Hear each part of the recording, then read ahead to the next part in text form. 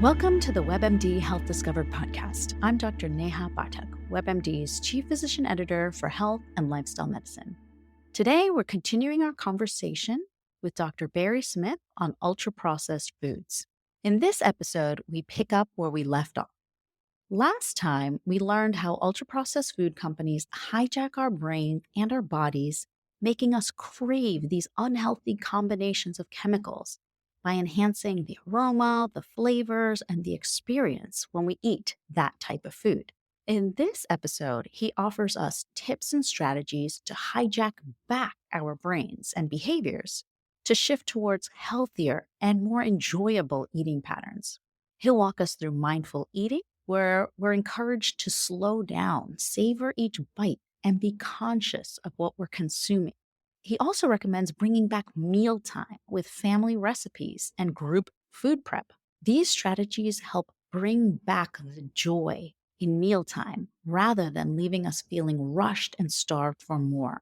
And they can help us develop a healthier relationship with food, where we focus on satisfaction and balance rather than constantly chasing heightened sensory experiences.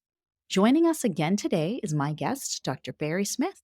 Dr. Smith is the founding director of the Center for the Study of the Senses, where he works with psychologists and neuroscientists to understand how taste, smell, and touch combine with other senses to create our experiences of flavor.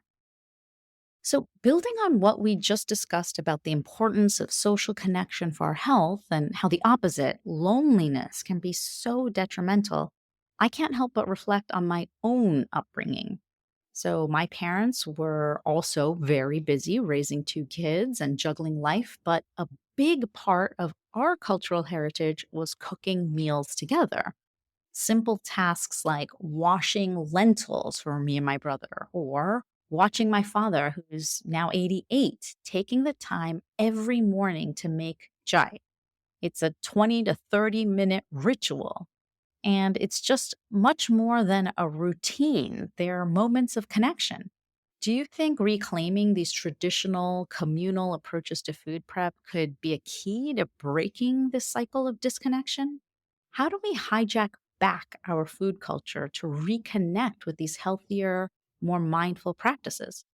I like hijacking back. I think that's right. But what you're pointing out is terribly important that food cultures prized the making and the creating of the food as well as the eating of it.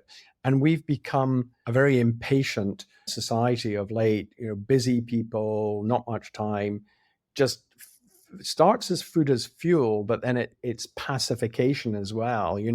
Can I just feed myself, give myself that quick hit, and then I can feel a little bit better? Whereas the emotions of food cultures that are rich in making chai or making lentil curries and dal and spending time doing it, and think of the Italian food culture, which is, it was enormously about the preparation, the way of doing it. There was a right way to do it in this city or this village, and it was differently done in that village. And French food culture, and these are food cultures that don't have so many diet related diseases because the emotions around food were about sociality, they were about connection, they were about the love and the meaningfulness of food because it was prepared and grown and we know where it came from and we liked how people do it. Whereas in a slightly more online age where a lot of people are eating alone and looking at screens, it is about pacification, and the emotion of eating is about a hit or a reward. And so, food companies are not unaware of the fact that the reward is part of it. Part of also what I think is worrying when we have the substitute of ingredients for real ingredients is that when you have snacks, savory snacks, they often have umami tasting flavors. Now, umami is the fifth basic taste, along with salt, sweet, sour, and bitter. We've got that savoriness of foods. And you have it in soy sauce, and you have it in cheeses and in tomatoes and all sorts of things. But to make a savory snack delicious, they will often put versions of glutamates and, on the other side, nucleotides, which are found in foods. Now, glutamates and nucleotides are two different kinds of umami, but when they combine, they make our umami receptors fire to the max, and they give us that feeling, this is delicious. And they turn out to be in lots of familiar dishes that people love. So glutamates in tomatoes, so you get tomato and anchovies, or you get tomato and beef in Italian dishes. You have ham and cheese, bacon and egg, pea puree and scallop. These are well-known dishes in the West where chefs seem to know intuitively putting these flavors together makes something delicious. Now, in savory snacks, you'll often have monosodium glutamate, MSG, which is the glutamate. And then you'll have, if you look on the ingredients of some of these savory snacks, you'll see them there. Disodium inosinate, disodium guanylate, and those are the nucleotides. So you're getting that combination of umami, which is called synergistic umami, putting those two types of umami ingredients together and making something utterly delicious. But when we're getting those in natural foods, it's a signal to the brain that protein is coming, because these are proteins. They're proteins from fish or meat or lentils, but they're not there when we're just adding them as flavorings. And I think what then happens is people start eating, their snacks out of the bag, out of the tube, and so on. The brain tells them, I'm going to get this big protein hit. It doesn't come, and you might go on eating because you might be trying to extract something that's not really there, but you were getting a signal it was there and you're expecting it. And I think if you relate that to obesity, the sad fact about people struggling with obesity is they're overfed and undernourished. So they're often eating more food, but not getting the nutrients and nourishment they need. But that might be because they're getting signals from the food that it's got some of those ingredients. They're not there, and it's as though we go on trying to extract them. So I think that's a bad cycle to be in. Try to give people foods that give them the things they really have. Similarly, when we have food companies trying to reduce the salt, the fat, or the sugar, that sounds good. And you say, okay, well, let's reduce the sugar. So we'll now put non-nutritive sweeteners in there, like sucralose or aspartame or any of these, artificial sweeteners. The trouble is our tongue detects them and says, sweet. Our brain then thinks, oh, I'm going to have a lot of sugar. And then you start producing insulin. But of course, the sugar doesn't come, and the body feels cheated because it hasn't got the hit it was promised. So when it gets the carbohydrates or the fats in there, it holds on to them and stores them because it thinks, I need this.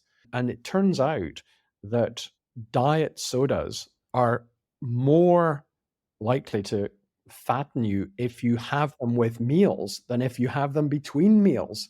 And this is a terrible irony because somebody's about to have, the burger and fries and thinks, I don't want to overdo it. Give me a diet soda. And that's the worst combination because that signal to the brain of I'm getting a lot of sugar, you'd be better having the regular thing, because when you're eating, there'll come a point where you think, I've had enough, I'll stop. But notice that you're now bypassing that system. You're hijacking our own intake regulation mechanisms. And that's why we've actually got to stay away from that sort of food. So there's just a straightforward thing people can do. If you can't wean yourself off diet soda, have it between meals, not with meals.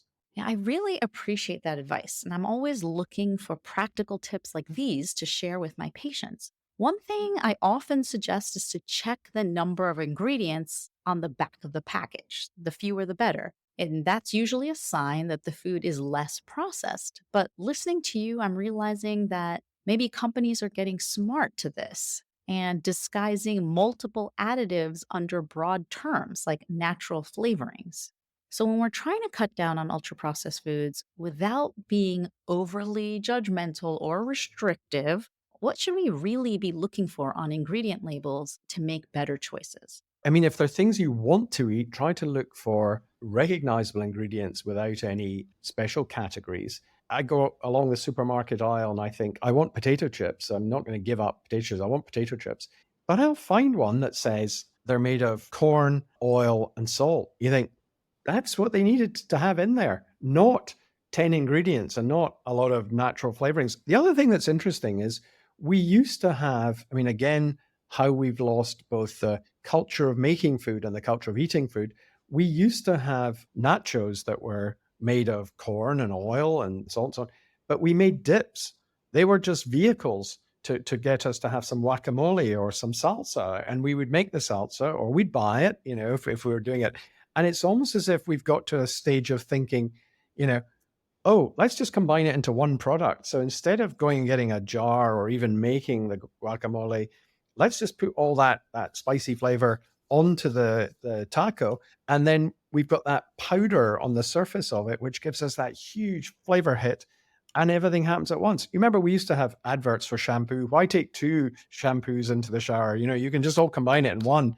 We're obsessed with the convenience of this, but actually, people have lost the art of making, guacamole and making it the way they like it and seasoning it to their taste. So instead, they've got, these intense flavorings, and they've sort of lost the natural flavorings that they might pay attention to. And also, there's something as an eating experience, dipping things into the chips, and you feel, oh, I want a bigger scoop of that, or I want to go back and have more. We've lost that because we're getting everything delivered in the same vehicle. Don't do that. Try to go for the simpler things and the additions that you add yourself, and then add as much or as little as you want. That's another top tip. That's a great tip. I also wonder then about when part of your advice is just make some of the things that bring you joy, and maybe you are using the processed food more as a vehicle to help you get some of the foods like the dip and the salsa. My family was in Britain for a long time, so beans on toast is a big thing that my parents made for us growing up. Is there something different about sort of the canned beans? Is there a healthier version that we should be looking for? Because sometimes I look at the back and I'm not quite sure what's the right version. It's sort of interesting to see places where ultra processed ingredients turn up that you weren't expecting them. So like in baked beans, I mean, you can have, you'll serve tomatoes and some sugar and some salt and other things. And of course the beans in there. But, when they've got a number of other ingredients, they've got preservatives or stabilizers or gelling agents. You think, what's that? Why is that being added? And I was cooking chili con carne, and I thought, okay, I'll go to the supermarket and I'll get their own brand of kidney beans and water. You think, that's all I want, kidney beans and water. And for ages I was using it. This was after I'd kept away from ultra processed foods. And now it's very funny. It's as though my physiology, my organism is tuned to detect when I've had some ultra processed food that didn't agree with me, because I was sort of feeling, a bit of a grumbling gut and a little bit of feeling of irritation. Maybe I overdid the chili and, maybe whatever. But then I looked on the can of the kidney beans and it's got a gelling agent. And I think, why? I mean, all I wanted was kidney beans and water, but they wanted to have the gloop and the look of kidney beans. So it's interesting that sometimes these things will be done maybe because they're preservatives and stabilizers, but sometimes it's even to make them have the look and the feel of what we want. And then I had to pay a little bit more to, have organic versions, which don't have any of that in there. And you think, why should I pay more for something with less ingredients? That shows you it's not a fair playing field, that the food industry is subsidizing the use of some of these ingredients. So try to find the things that you really want to eat, but try to find them with less ingredients. I mean, I'm horrified. I was traveling back on a plane from Bordeaux, and I was examining out there a PhD candidate and had to rush to the airport, missed lunch, annoyingly, and I was starving. And on the plane, they were handing out cheese and ham sandwiches. I thought, great, I'm hungry. I'll definitely eat that. And as I was sort of eating it, thinking there should be cheese, there should be ham, there should be bread, maybe some butter. And then I looked at the ingredients on the back of the wrapping, and it had 30 ingredients in there. And I thought, what on earth is going on in here? And there were all sorts of anti-caking agents. There were various kind of emulsifiers, modified starches there. And I just thought, why? Why can't we just give people the foods they expect from the description of them and the look of them? And I think this is the thing that's a terrible mismatch. We often think of what we want to eat, and we have descriptions, bread, ham, cheese. That's what we're expecting. We're not expecting all that other stuff. So we have to be on our guard a little bit and just realize you can have those things without all the extras, but maybe you just have to search or make them yourself. I think that that is the key and critical point, I think, as someone who's trying to feed all these mouths, and sometimes myself, is that you have an idea. And a lot of us are really trying to do the right thing or the healthy thing. Yeah. And sometimes it's that food environment where it catches up with you. I think that's right. I mean, for convenience reasons, we're often going to cut corners. It's probably not possible to cut ultra-processed ingredients out of all of your food, but we should certainly cut down the amount of them that we're taking in. And you will, I think, feel the benefit and the difference. There are things that you might think of as staples that you have in your cupboard or in your refrigerator that if I have to pull something together, I'll do that. And just try to choose those with a bit of care too, where you don't always think that they have to be very industrially formatted, readily available, rip off the tin, put them in the microwave and serve things. But it breaks my heart that when people are trying to eat healthily, they may be misled. So, for example, a lot of these protein bars or fruit and nut bars, people think, oh, much healthier. Maybe it's the afternoon, I'm having a little dip in my energy level. I need to eat something much better than having a chocolate bar, maybe, to one of these. Often not, when you realize how much is going on in them, all the modified starches, all the hydrogenized fats and everything else that's gone in there. I mean, look at the ingredients label. And also when you're picking a food item, like I'm looking at a fruit and nut bar, or I'm having a mango smoothie or whatever you think it is, that should be the highest ingredient in there. If it's a mango smoothie, mango should be the biggest ingredient. If it turns out it's apple concentrate, that's not a great idea. You're being bluffed. And if fruit and nut is way down the list, contains only, 5%, 10%, well, what's padding it out? So even when we're trying hard, I think it's difficult to read labels. It's difficult to know what you're doing. You end up being, a little bit obsessive about looking at the back packet. But eventually you just begin to think, our parents and a lot of the people listening, their parents' generation were not necessarily so equipped or had tremendous amount of purchasing power. They got a lot of ingredients and they made things themselves and they put them in the refrigerator and they made up a tuna salad with some chopped up celery in there and a bit of mayonnaise and so on. And, that would do for sandwiches. And you kind of think there was much more invention because they had to keep thinking of things to do. We want everything fast. We want everything convenient. And the trouble is the food industry has found ways which they think of as a virtuous circle, which is make food familiar, available, affordable, that lasts a long time, and it's still profitable for them. But it turns out that although it's affordable and available, if it's not really satisfying us, or we end up being so hungry, we eat more of it than we really know we should or like eating, or if we have lack of energy and we are starting to have health problems further down the line, it's not a good place to be. And therefore we have to encourage the food industry to respond as well. They're a huge part of our diets. We can't just ignore them and say we're not going to play anymore. We have to tell them, if you don't know that you're doing this to us, you need to know. It's time to know. And if you do know, why are you doing it? It's time you changed what you're doing. So I think there's a big conversation about why we've increased profit and the yield and the extraction of ingredients from agriculture, but without thinking of the consequences of doing that. And now we're going to have to think of how do we eat sustainably and also how do we eat healthily.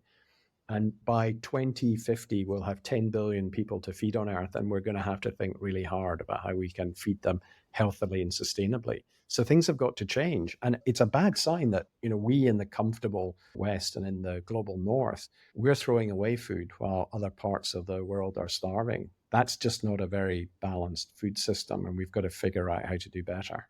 All of your points, especially at the intersection of eating sustainably and healthily globally. How do we do that? I think that it's critical because a lot of us also are really thinking about this.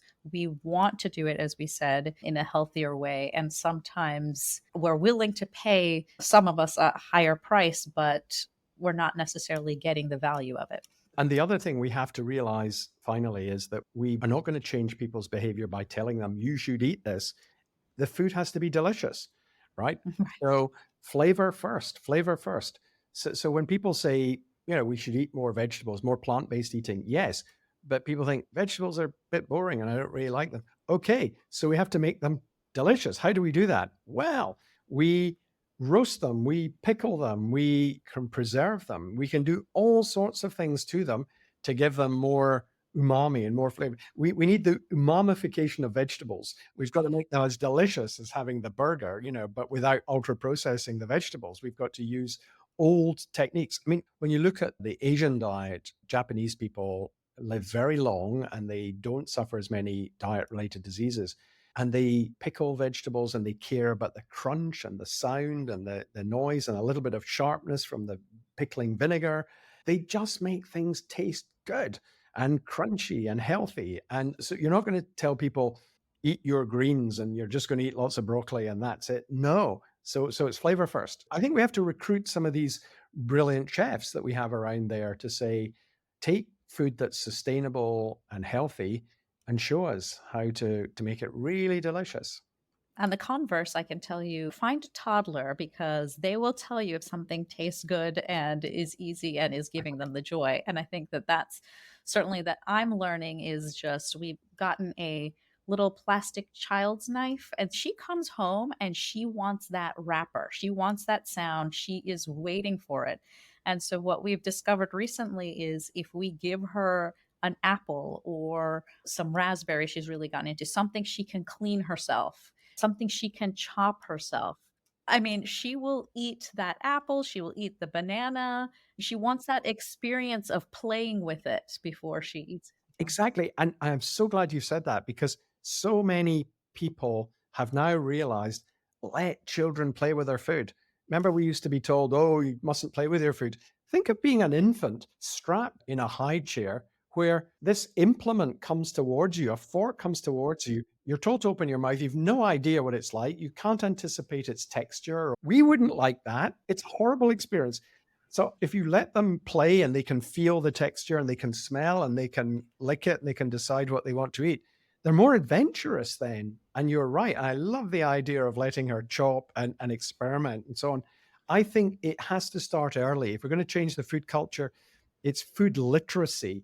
It's letting people experience fruits and vegetables to know they come from, trees and the fields and they come in different shapes. And there's a difference between a roasted carrot and a raw carrot and a boiled carrot. Let people try them instead of just thinking it all comes ready-made and we've no idea how it got there. So I think start early, classes in schools, food literacy, very important. I just want to thank you so much for your time. This has just been a fantastic conversation. But before I let you go, I'd love to close the episode with bite sized action items. And you've given us so many to chew on, pun intended. So, any other final thoughts that you'd like us to take away? Yes, I think try just doing without ultra processed foods for a week, or if you can do 2 weeks, just cut them out your diet and then notice the difference in you, experience whether you feel as hungry, you feel as tired. I think you'll notice the difference. And then go back to looking at versions of foods that are not ultra processed and compare them with the ones that are, and just having them side by side. Try eating the non ultra processed version first, like a potato chip or whatever, and then saying, okay, it's got a flavor. And now you have the other one, and it will sometimes seem as though it's like a blaring trumpet. It's too much, it's too intense. And you realize you've got used to having that level of high hit, and you're missing subtler and delicious flavors that if you slow down, pay attention to, you get a lot of pleasure from. So I encourage people to try this for themselves. Thank you so much for being with us today. I really appreciated this conversation that you've had with us over 2 episodes.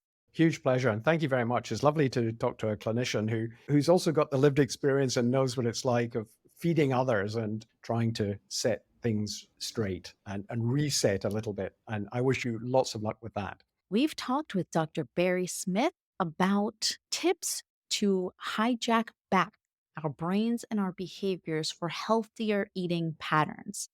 We talked about cultural and social aspects of food, emphasizing traditional food preparation and communal eating that we may have grown up with, but have been too busy to continue in our own lives. And we've talked about strategies to bring those traditional practices back. Dr. Smith really helped to highlight how cultural practices around food, like preparing meals from scratch and eating together, foster social connection and well being. And I can tell you, this is something just organically my own children have started to crave as they've gotten older. And he really helped to contrast these practices with modern, convenience focused eating habits that so often include the types of ultra processed foods we know can have negative health outcomes. I really appreciated Dr. Smith's advice and advocacy for a return to these types of traditional food cultures where the joy and meaning of cooking and sharing meals plays a central role in our lives, offering a counterbalance to the fast paced, individualistic approach of eating that's so prevalent today. And I can tell you, definitely a major part of my own life.